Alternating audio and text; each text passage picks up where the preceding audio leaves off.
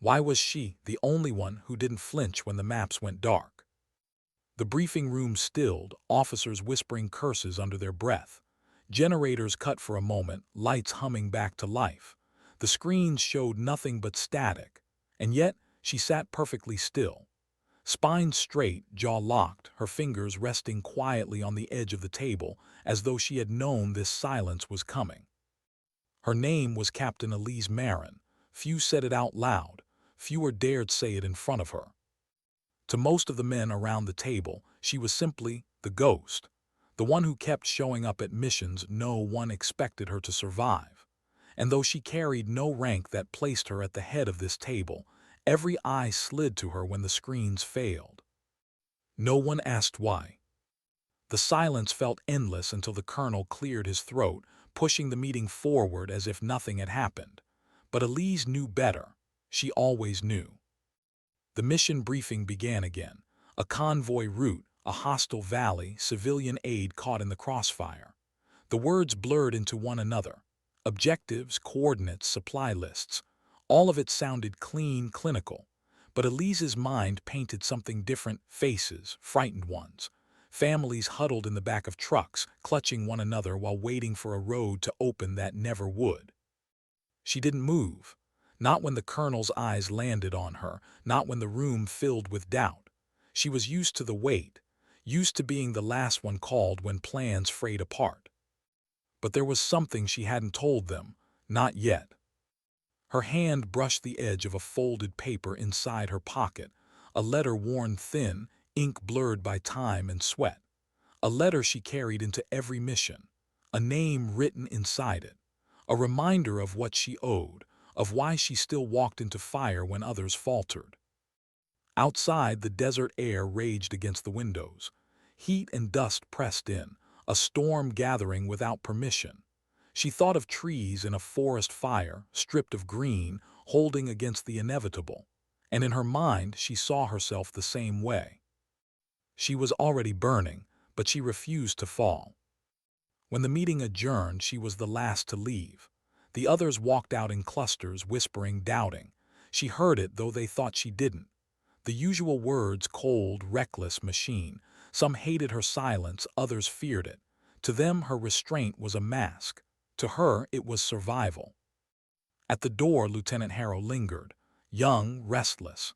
His face was too open, too eager. He lowered his voice as if confiding. "Captain, why do you never say anything, not even when you disagree?" Elise glanced at him, her expression unreadable. Then, after a long beat, she said quietly, "Because silence remembers what words forget." He didn't understand. Few ever did. But he nodded, out of respect more than comprehension, and left her to the darkening corridor. That night she lay awake, boots still on, listening to the bass hum around her. Helicopters stirred in the distance. A generator coughed to life. Somewhere a soldier laughed too loud, trying to smother his fear. Elise closed her eyes. The letter burned in her pocket like a coal. She didn't take it out, not tonight. The mission moved at dawn. They loaded into armored trucks before sunrise, wheels grinding against gravel. The convoy stretched long, too long, Elise thought. Too many targets in the open. She rode near the front, rifle propped against her knee, eyes scanning the horizon. The desert smelled like metal and heat, a scent of sand baking before the day fully broke. She felt it in her throat, dry, raw. Every sound carried. The shifting of gear, the scrape of helmets against steel, the nervous cough of the soldier across from her. Lieutenant Harrow sat 2 seats down. He tried not to look at her but failed. She felt his eyes flick toward her every few minutes, as though searching for a sign, permission to be afraid. She gave him nothing. But inside she felt it too, that familiar pulse of fear, the rhythm before violence, a silence louder than gunfire. The valley narrowed ahead, walls of rock closing in. The convoy slowed, radios crackled, words clipped urgent, too much static, too many shadows on the ridges. And then, the first blast. The road erupted ahead of them, a plume of dirt and flame. The lead truck lifted, twisted, slammed back into the earth. Soldiers shouted, metal shrieked. Dust swallowed the morning light. Elise didn't flinch. She leaned forward, hands steady on her rifle. More explosions staggered, echoes rolling down the canyon, gunfire from the ridges sharp cutting through chaos, bullets striking steel, glass shattering. Men screamed, ducked, scrambled for cover. Elise stepped out of the truck before it fully stopped. Sand and fire stung her face. Her boots sank into the churned ground. She moved slow, deliberate, scanning the rocks above. Her silence unnerved even here, but it anchored the others. Harrow saw her standing there, calm as the world cracked open, and something steadied in him too. They returned fire. The canyon became a storm of noise. Dust, smoke, the metallic bite of gunpowder. Orders tangled with panic. Nothing sounded clear, nothing except the beat of her own breath. She raised her rifle, sighted, fired once. A figure dropped from the ridge. She moved again, precise, quiet.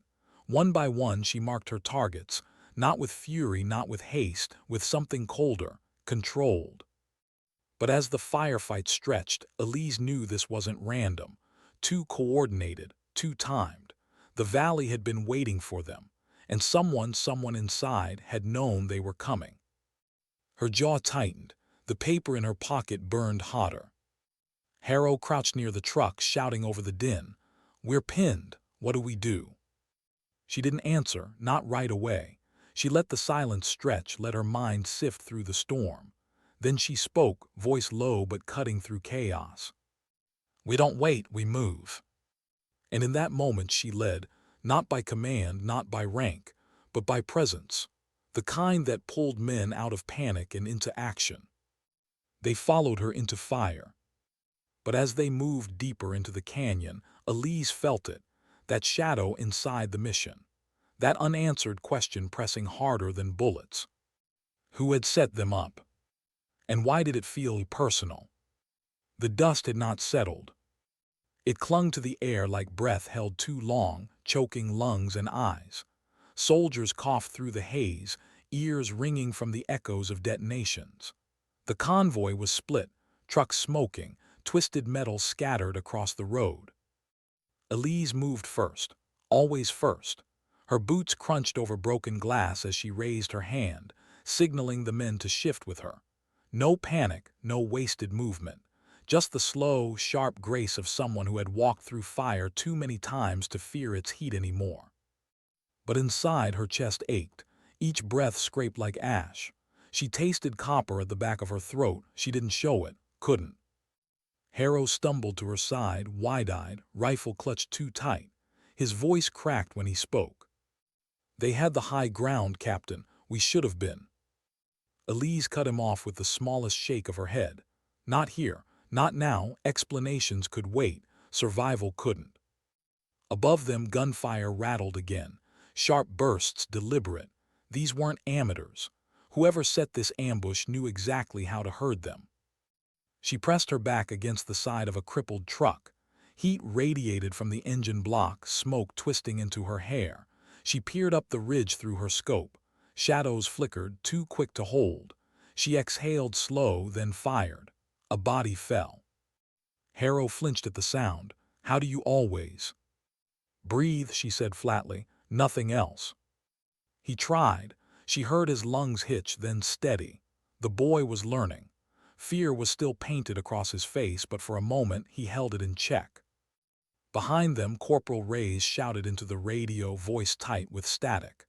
"Command, this is Falcon Team. We are under heavy fire. Convoy disabled. Repeat, convoy disabled. We need immediate air support." The response came broken, distorted, too much interference in the valley. Elise narrowed her eyes, not interference, jamming. Someone didn't just want them trapped, they wanted them cut off. She crouched low, her fingers brushing against her pocket.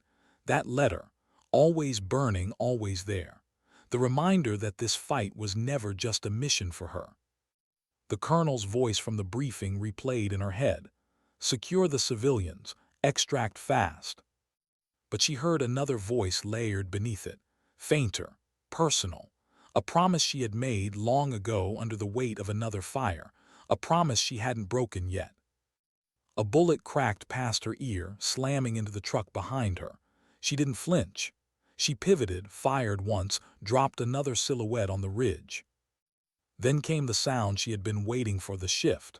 Fire tapered as if the ambushers were pulling back, not retreating, redirecting. "They're not done," she murmured. Harrow glanced at her. "What do you mean?" She scanned the ridge. Empty patches, too quiet now. She didn't trust quiet. "They're moving us where they want." The ground seemed to close in tighter with each second. The canyon walls leaned higher, narrower. A funnel. She knew it. They all did, even if the younger ones didn't want to admit it. Ray's barked from the radio again. "We can't hold here. We'll be slaughtered if we stay put." Elise turned, eyes narrowing through smoke. And in that instant, every pair of eyes fell to her, though she hadn't asked for them. Men twice her size, soldiers with more stripes than her, all waiting for the silent ghost to tell them where to go. Her voice was low, firm. "Move east, stay low, no gaps." They didn't question her, they just moved. The convoy staggered forward, broken but alive. Trucks ground against rock, some too damaged to push further. Men limped, rifles raised, nerves raw. And yet the line held because she held it. Harrow stayed close to her side. She could feel his questions pressing at the edge of his silence. Why was she so calm? Why did she never waver? What was she holding inside that none of them could see? He didn't ask, not yet. The sun climbed higher, burning through the haze. Heat pressed down like a hand on the back of their necks. Sweat soaked into uniforms, dripping into eyes, stinging. Flies already gathered where blood marked the ground. The smell was sharp, sour, unforgettable. They pushed deeper into the canyon until the walls broke into a narrow pass. Elise slowed. Her instincts clawed at her chest. Too easy, too sudden. Then silence. No gunfire, no voices. Just the sound of boots scraping stone and the distant wind whistling through cracks. Rays whispered, "Maybe they gave up."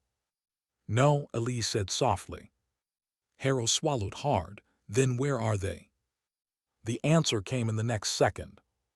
From above, shapes dropped, ropes, black figures sliding down the canyon walls with precision.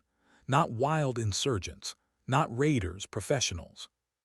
The first man landed just feet from Elise, rifle raised. His face was hidden, eyes covered. But the movement was clean, rehearsed. She saw the mark on his shoulder, barely a flash before his arm lifted. A symbol she hadn't seen in years. Her breath caught. The letter in her pocket seemed to burn through her chest. Not them, not here. The firefight erupted again, close, brutal. No ridges now, no distance. Just hands, blades, rifles cracking at arm's length. Dust and sweat collided with screams. Elise ducked, struck, fired. A man fell at her feet. But her mind wasn't only in the fight. It was on that symbol, that mark. She knew who they were. And she knew why they were here. Harrow nearly stumbled into her, firing wildly. "Who are these guys? They're not locals." Elise's voice cut like a knife. "Stay focused." But her own focus fractured. Memories slammed through, the same symbol on a different battlefield, on a night that had stolen everything from her. The letter pressed harder, a weight she almost couldn't carry. A soldier cried out behind them, cut down before he hit the ground. Rays dragged him back, cursing, firing into the dust. They're everywhere. Elise moved through the chaos like stone in a river. Unshaken, unstoppable, she dropped one, then another. Each movement deliberate, measured, but inside her chest trembled. Because this wasn't just another mission anymore. It was personal. And if she told them the truth, if she spoke the name written in that letter, they'd know why she could never turn back. The fight dragged long enough to blur into exhaustion. Bodies lined the ground, blood soaking into the sand. The attackers pulled back at last, vanishing up the canyon walls as swiftly as they had come. Silence returned, heavy, unforgiving. Elise stood in the center of it, smoke curling around her. Her hands were steady, but her heart was. She turned her eyes upward, watching the empty ridges. Harrow broke the quiet. His voice was thin, trembling. "Captain, what the hell was that?" She didn't answer, not yet. She only slid her rifle back into place, pulled the letter from her pocket, and held it in her hand for the first time in days. The paper was nearly torn through, edges stained with sweat. Her thumb brushed over the name, her jaw tightening. She whispered something under her breath, too soft for Harrow to hear. Then she folded it back, slipped it away, and walked forward through the ruin. She still hadn't told them the truth. But soon she'd have no choice. Why was she holding that letter when no one else carried anything so fragile into war? Harrow noticed. He always noticed.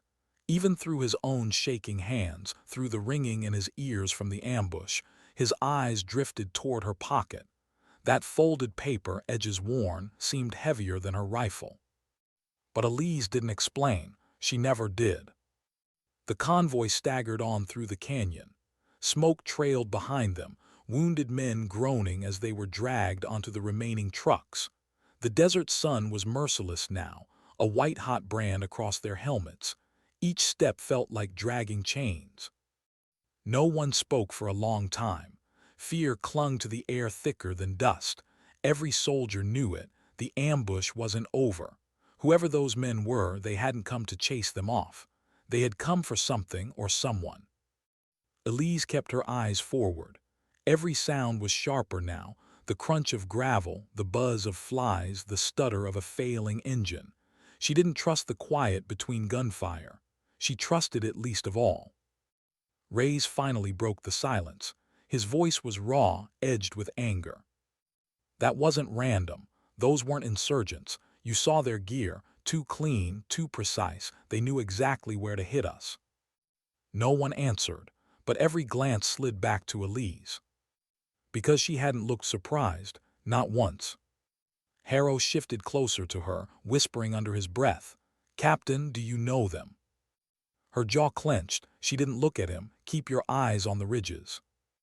That wasn't an answer.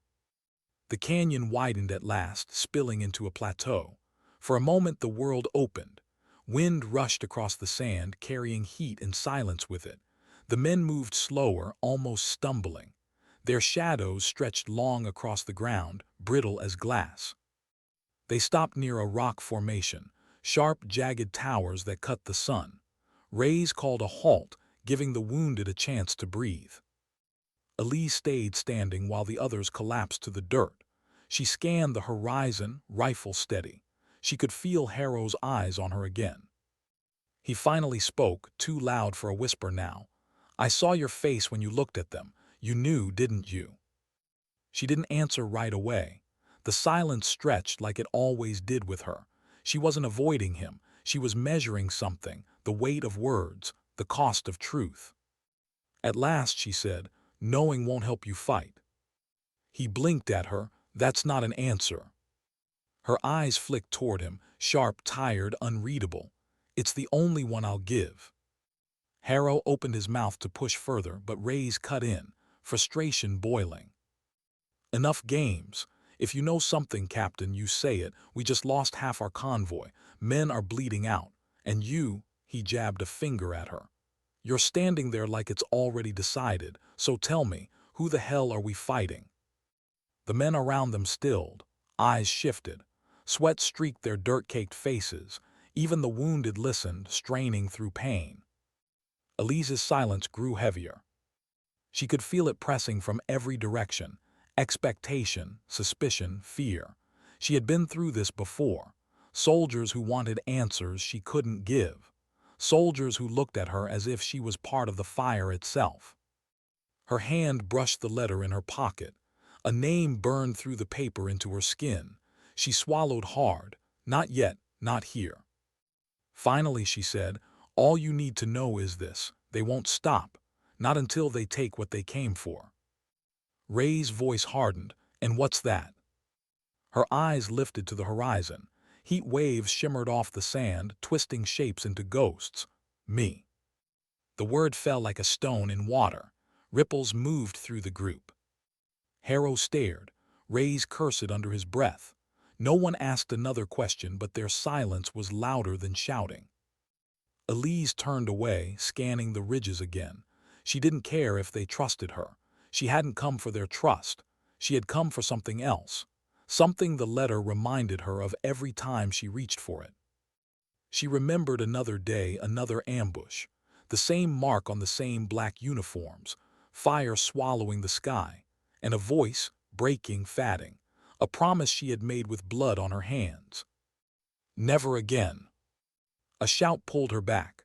One of the soldiers, eyes wide, pointing toward the south ridge. Shapes moved again. Black uniforms, glinting rifles. Rays barked positions now. The men scrambled, dragging the wounded behind rocks, rifles leveled. Adrenaline surged through the stillness. Elise crouched low, her rifle steady. Her pulse slowed, each breath timed. This was where she lived, between heartbeats, between fear and fire. The first shot cracked, then another. The plateau exploded into violence. Gunfire echoed across stone. Sparks flew as bullets struck rock. Dirt leapt in plumes. Men cried out, some falling, others firing blindly. Elise moved with precision. She picked her targets carefully. No wasted rounds, no wasted time. Each shot landed where she wanted. Each man who fell carried that same mark on his shoulder. But the fight was worse this time. Closer, more deliberate. They weren't trying to wipe the convoy out. They were closing in, circling, driving her into a corner. And she felt it, the net tightening. Harrow stayed glued to her side, shaking but firing anyway. He muttered between breaths, almost to himself. Why you? Why would they come for you? Elise didn't answer, not yet. The firefight stretched on until the ridge emptied again. Silence slammed down, broken only by ragged breathing and the moans of the wounded. Ray's face was red, furious. He stormed toward her, voice low but shaking with rage. They're not after the convoy, they're after you. You just admitted it. So tell me, Captain, why the hell are we dying for you? Every soldier's eyes turned. Elise felt the weight of them, heavy, accusing. She should have answered, she almost did. But then her gaze slid to Harrow, the boy still panting, sweat streaking his dirt-smeared face, rifle trembling in his grip. And she thought of what truth would do to him, to all of them. So she said nothing. Instead, she turned her back to them, scanning the horizon again. Her silence cut deeper than any words could. The men hated it, she knew. She could feel their distrust building, pressing closer. But silence was the only shield she had left. If she spoke the truth, if she said the name on that letter, everything would change. Harrow broke the quiet with a whisper meant only for her. Whatever you're hiding, it's going to kill us, isn't it? Elise's jaw tightened. She closed her eyes for half a second. The letter burned in her pocket like a brand. Then she said softly, "No, it's going to kill me." And she stepped away from them all, standing alone at the edge of the plateau. Her silhouette cut against the blazing horizon, still, unshaken, burning inside. Like a tree in fire. Why did no one follow when she walked to the edge of the plateau? She could feel their stares drilling into her back, the air thick with suspicion. Soldiers whispered in low tones, voices sharp with frustration. She didn't need to hear the words to know them. Traitor, liar, ghost. She stood apart, rifle across her chest, eyes tracing the horizon. The desert shimmered in the midday heat, endless and merciless. Yet Elise saw more than sand and rock. She saw memory. A night years ago, a sky filled with fire. The same black uniforms pressing in, the same mark seared into her vision, and one voice breaking, fading. "Promise me you'll live." She had whispered back, "I will, for both of us." And then silence, a silence she had carried every day since. Her hand brushed the letter in her pocket. The name written inside was the reason she breathed, the reason she walked into fire without flinching. But that same name was the reason these men hunted her. She could never tell the convoy, not yet, not until she had no choice. Behind her, Ray's voice rose. We can't keep moving blind. Half our ammo's gone, trucks are failing, and now we're supposed to carry her secret along with us. She admits they're after her, and we're still risking our necks for what? For who? Murmurs of agreement rippled through the group. Boots scuffed against sand, rifles shifted uneasily. Harrow stepped forward, nervous but defiant. She kept us alive through 2 ambushes. You saw it. Without her, we'd all be dead already. Ray snapped back. Or maybe we're under attack because of her. The tension crackled like static. Elise didn't move. She let them argue. She had long since learned. Words spoken in fear were like sparks in dry grass. Best to let them burn out on their own. But Harrow's voice carried again, louder this time. She's not the reason we're still breathing. She's the reason we're still fighting. You don't have to like her silence, you just have to follow it. Elise finally turned. Her eyes locked with Harrow for a fraction of a second. He didn't flinch, not this time. She almost allowed herself to nod. Almost. Instead, she said, "We move." Her voice cut through the heat, calm and final. No one challenged it. Even Ray's, jaw tight with anger, fell in line. The convoy limped on. Hours stretched like days. The sun dipped lower, casting long shadows across the broken land. Wounded men groaned softly, the trucks rattling with every bump. The air smelled of sweat, blood, and burning metal. Elise walked alongside one of the trucks, her steps steady. Harrow stayed close, his silence thick with questions he hadn't yet found the courage to ask. At last he whispered, "Who was it?" She didn't look at him. Who was what? The name in the letter. I know that's what you keep touching. I know it matters. Her throat tightened. For a moment she almost told him, almost let the weight slip from her shoulders. But she saw his face, too young, too open. He wasn't ready to carry it. So she said, "Someone I promised I wouldn't forget." His brow furrowed. Family. Her silence was answer enough. They pressed forward until twilight bled across the desert. The heat lifted, replaced by a chill that cut through sweat-soaked uniforms. Shadows stretched long, twisting across the ground like grasping fingers. That's when Elise saw it. A glint far off, too deliberate to be stone, a reflection of glass, a scope. She froze down. The word was quiet, but every man obeyed instantly. They dropped to the ground just as the first shot rang out. A sniper's crack split the air. The bullet screamed past, striking metal. Chaos erupted again. Men scrambled for cover. Rifles rose, firing into the darkening ridges. The sniper's shots were precise, spaced, patient, each round designed to break their nerves. Elise slid behind a rock, breathing slow. She scanned the ridges, searching. The sun's last light painted everything in red and gold, shadows too deep to trust.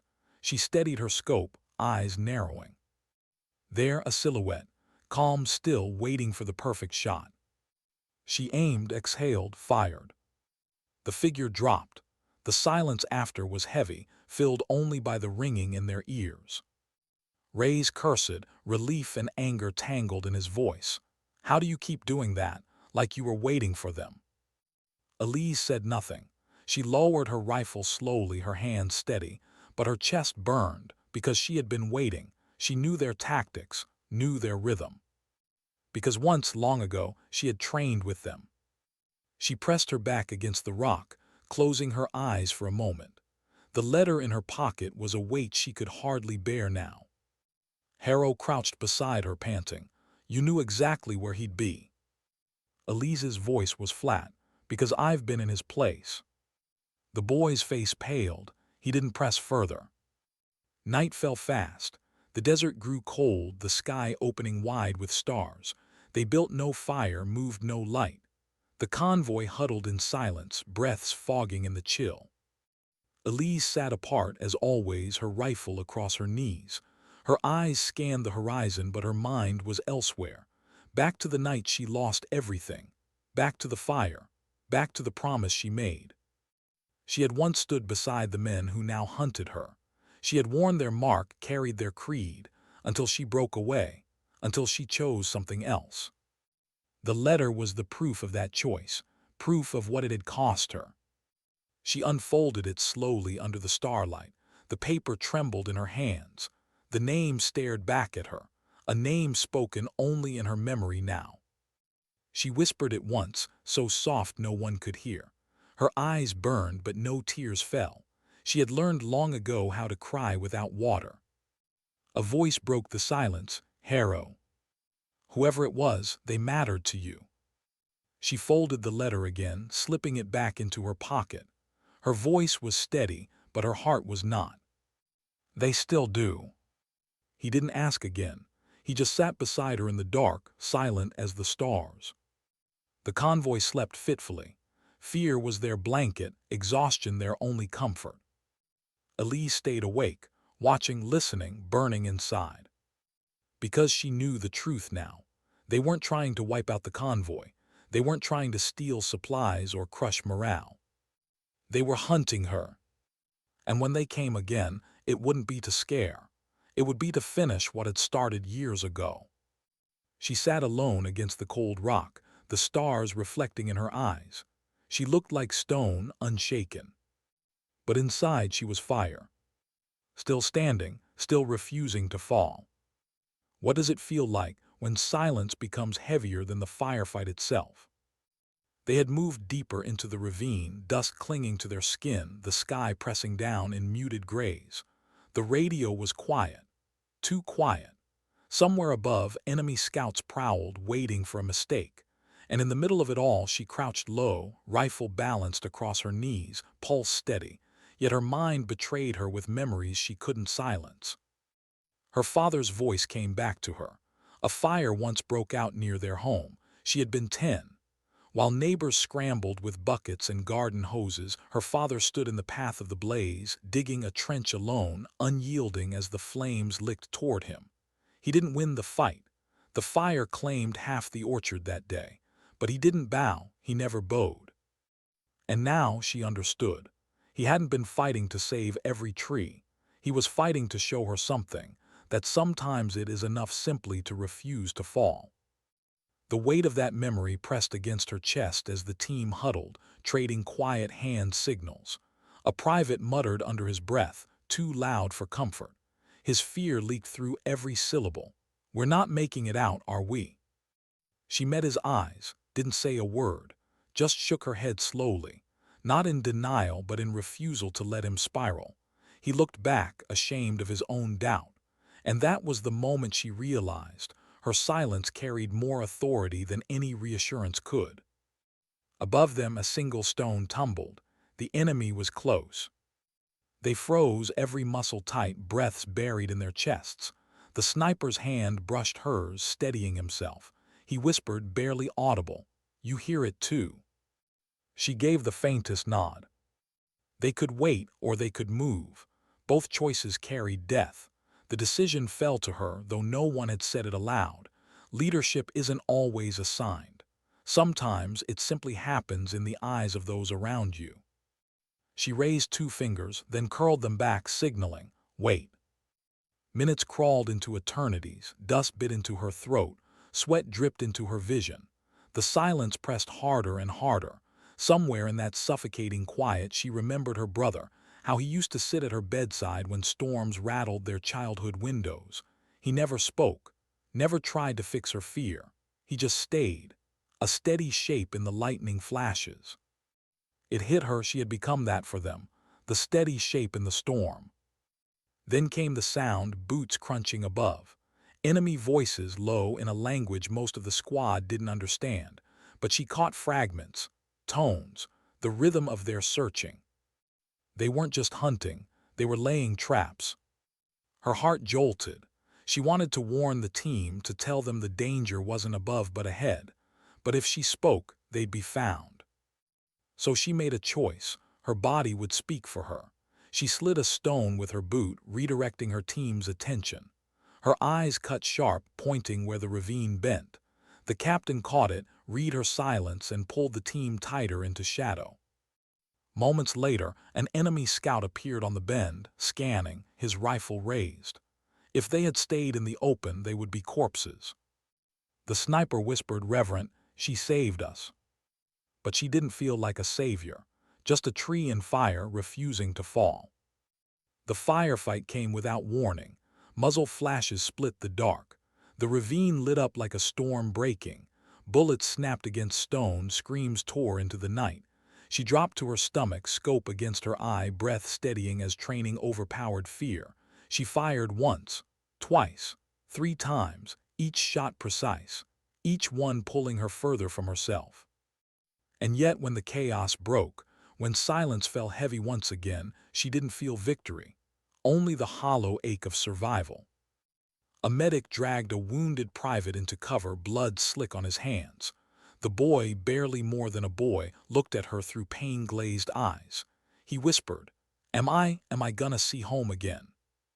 Her throat tightened. She wanted to promise him, wanted to say yes, but promises are fragile, and she refused to give him something she might not deliver. So she knelt beside him, pressed his hand tight, and whispered instead, "You're not alone, not here, not ever." His tears broke her more than the firefight had. When night deepened and the shooting faded, the team slumped into the dirt, exhausted, shaken, alive for now. They looked to her again, though she had never asked for it. The captain, weary eyes sunk deep, murmured, "I don't know how you keep standing." She didn't answer, couldn't, because the truth was she didn't know either. She only knew one thing: she wouldn't fall while others still leaned on her shadow. And so, in the silence after blood and fire, she rose to her feet again. The tree still burned, but it still stood. Would you like me to continue with part 6, carrying the emotional weight forward into the next escalation, where her inner breaking point begins to show, even as the mission drags her deeper? What breaks first, the body or the silence that carries it? By dawn, the ravine had turned into a graveyard of echoes. The air smelled of gunpowder and ash. They had survived the night, but survival was not victory. It was only the pause before another storm. She sat apart from the others, cleaning her rifle by rote, movement slow, deliberate, mechanical. Her fingers trembled only when she wasn't looking. She hid that from the squad. They thought her silence was strength. They didn't see the cracks. The medic approached quietly, his boots crunching in the gravel. He lowered himself beside her, shoulders heavy. "You haven't slept." She didn't answer. "You think if you close your eyes they'll fall apart." His tone wasn't accusing, just tired. "But you can't carry silence forever." Her eyes flicked toward him, sharp but softened just as quickly, because he was right, and because she couldn't admit it, not yet. The squad stirred restlessly behind them. The young private, bandaged, pale, looked worse. His breaths came shallow. She glanced at him, throat tightening. Every life mattered. Every failure would brand her soul. She learned that lesson too many times. And yet they couldn't stop. Orders were orders. The mission was still unfinished. Somewhere beyond the valley was their objective, a cache they couldn't allow to fall into enemy hands. If they delayed, more would die. But the silence around her began to shift. Not the silence of discipline, the silence of doubt. She could feel it in the air. The captain gave the order, "We move at first light." His voice was clipped, but his eyes betrayed exhaustion. The squad didn't question aloud, but she saw the questions in their faces. Could they? Should they? Would any of them return? She stood, rifle slung across her back, and felt every gaze slide toward her. It wasn't fair. She wasn't their commander. She hadn't asked for their faith.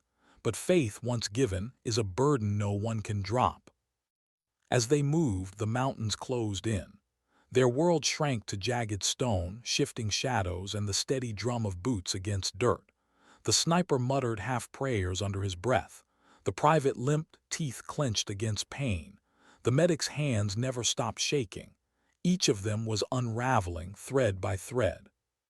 And she burned quietly, inwardly. Halfway through the pass, the first ambush came. The snap of a shot, the whistle of bullets. Rocks shattered into shards. The squad scattered, hugging the walls of the canyon. She dropped to her knee, sighting through her scope, but something in her chest clenched. A boy enemy, barely older than the private, stood in her crosshairs, wide-eyed, trigger trembling. She froze.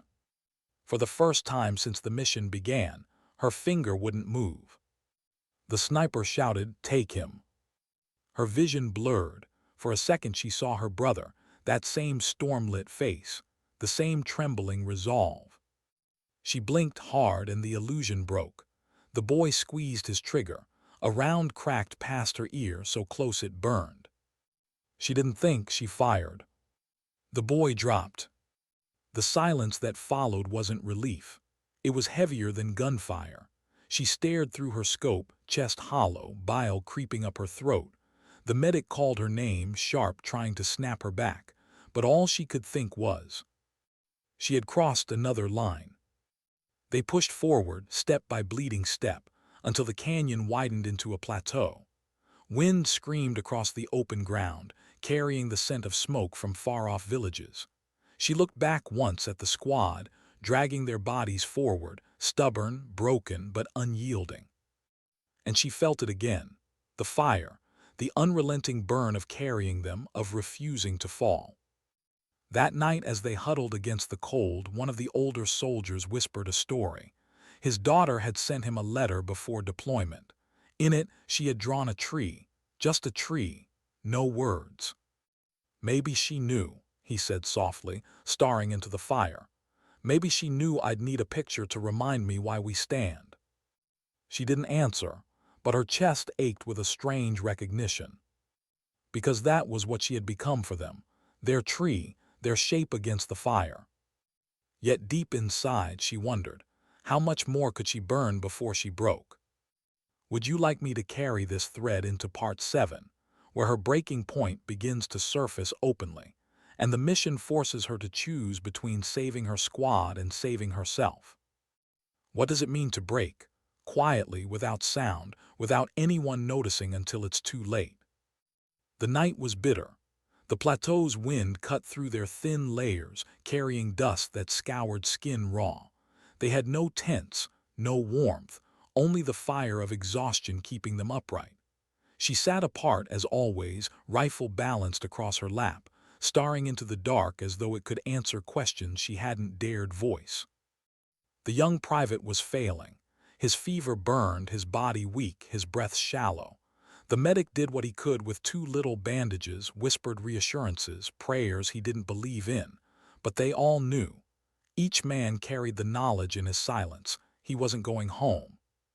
And still, no one said it aloud. She should have felt hardened by now, trained, armored, but she was. Every inhale carried the weight of lives leaning on her shadow. Every exhale tasted of ash. She wanted to scream, to shatter the silence with the truth. She was tired. She was human. She was not a tree. But the words never left her lips.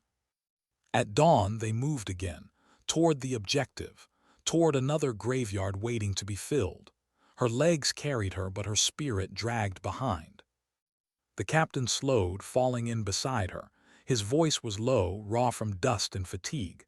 "They trust you more than me." Her step faltered. She didn't look at him, couldn't. "You don't see it, do you? The way they follow your eyes, the way they steady themselves when you don't flinch." He let out a bitter laugh. "I give orders, you give them belief." She said nothing. Her silence had become its own kind of language. But inside she wanted to tell him, belief was not armor. Belief was not enough to keep men alive. Belief only made their deaths heavier when she failed. By midday, the squad stumbled onto high ground overlooking the valley. Below, nestled in stone and shadow, was their target, a supply depot crawling with enemy fighters. The captain studied it through his binoculars, jaw tight. "We don't have numbers, we don't have strength, we don't even have time." The squad exchanged uneasy glances. The young private, delirious, whispered something about home, his mother's kitchen, the smell of bread. His voice cracked mid-sentence. She felt it cut through her chest. The sniper muttered, "We won't survive this." No one disagreed. But then their eyes shifted, almost unconsciously, toward her, waiting, as if she carried some unseen map, as if her silence would conjure a miracle. And she realized, with a coldness that hollowed her bones, that their faith had chained her more tightly than any order. She crouched, tracing the valley in the dirt with her finger, marking roots, blind spots, vulnerabilities. Her voice, rare, sharp, cut through the silence. We can't face them head-on. We hit the fuel, force chaos, confuse them long enough to grab the intel and pull out. Her words were simple, cold, tactical, but inside she burned with another truth. Some of them would not leave that valley. She knew it, felt it, and yet she spoke as if survival was certain because they needed the lie. That night she couldn't sleep. She watched the private, his chest rising unevenly, his lips moving with fevered prayers. She wanted to sit beside him, to tell him the truth, that he might not see home again. But she didn't. She let him cling to hope, even as she felt it slipping through her own fingers. When the dawn finally broke, she stood, shoulders straight, face unreadable. The medic whispered, "You're burning yourself alive." She didn't answer, couldn't, because the truth was he was right. Every step forward was a flame, every silence was smoke, and still she refused to fall. But deep inside, she wondered, would the mission demand the last pieces of her she still had left? Would you like me to take part 8 to the conclusion, her final stand in the mission, where silence, sacrifice, and fire resolve into the last enduring image? Why do we keep standing when the world demands we fall? The valley lay below like a wound, jagged and open, shadows twisting where sunlight dared not reach. Elise crouched at the ridge's edge, rifle in hand, eyes scanning the depot that pulsed with movement. She could feel it, the tension in the air, the almost tangible weight of every life that relied on her choices. Every step, every breath, every heartbeat mattered. The squad looked to her instinctively. They didn't ask. They didn't question. Her silence had become a compass, a lifeline. And yet inside she felt the fire burning higher than ever, threatening to consume her from within. The first wave moved fast. Black uniforms darted between crates, rifles raised, eyes sharp. She fired once, twice, and felt the familiar rhythm return, the precise control that separated survival from death. Men fell. A fuel cache ignited, fire ripping across the ground, thick smoke rising to the sky. Chaos became their ally. But amidst the firefight, her gaze caught a familiar mark, the same emblem that had haunted her past, the one that tied this mission to a promise long ago. Her chest tightened.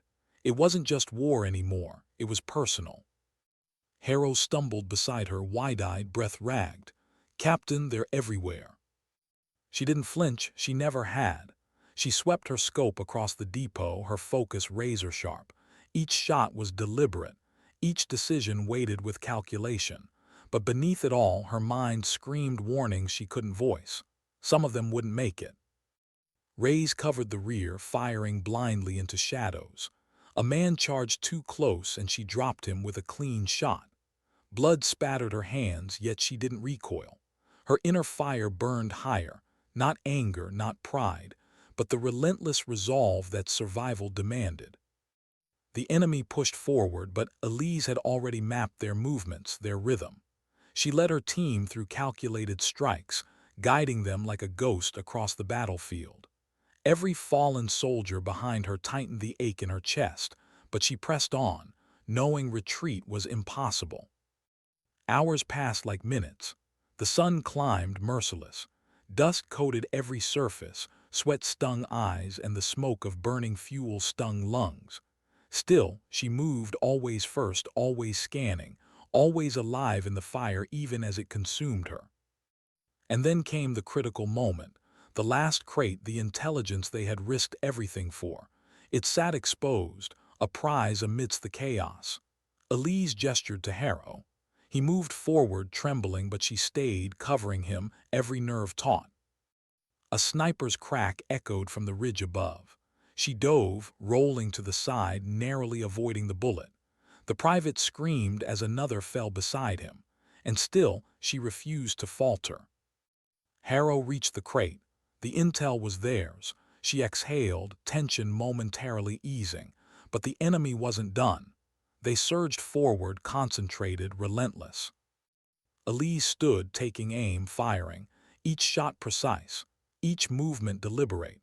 The squad rallied around her, drawing strength from her presence. The private found courage, rays steadied, even the medic joined in the defense. The last enemy fell, silence. Smoke curled around the depot, flames licking at the metal crates. The squad staggered forward, alive, battered and shaken, but alive. Elise lowered her rifle. Her hands were coated in soot and blood. Her chest burned, lungs heaving, but she stood, not triumphant, not heroic, just standing. She reached into her pocket and pulled out the letter one last time. The name stared back at her, a reminder of every choice, every sacrifice, every promise she had carried through fire and smoke. She pressed it to her chest, eyes closing for a moment. Behind her, the squad watched. They didn't speak. They didn't need to. Her silence had spoken everything: resilience, leadership, sacrifice, and the unyielding strength that had guided them through hell. The wind swept across the plateau, carrying away the smoke, leaving only the sharp, raw scent of survival. The sun reflected off scorched earth, glinting in her hair, casting long shadows. She turned slowly, scanning the horizon once more. And in that final moment, the truth settled around them like quiet rain. She had burned, she had bled, and yet she had refused to fall. Sometimes dignity doesn't speak, it simply acts. Elise breathed in deep, feeling the weight lift if only slightly. She was scarred. She was exhausted, but she was alive. And for those who had followed her through fire, she had been more than a captain. She had been a tree in the blaze, unbroken, unyielding, and eternal in her resolve. She walked toward her team, the letter safely folded in her pocket, and together they began the slow trek back. Every step carried the echo of what had been endured, of lives saved, and of the silent fire that refused to die. And somewhere deep inside she knew, no matter what came next, she would stand again.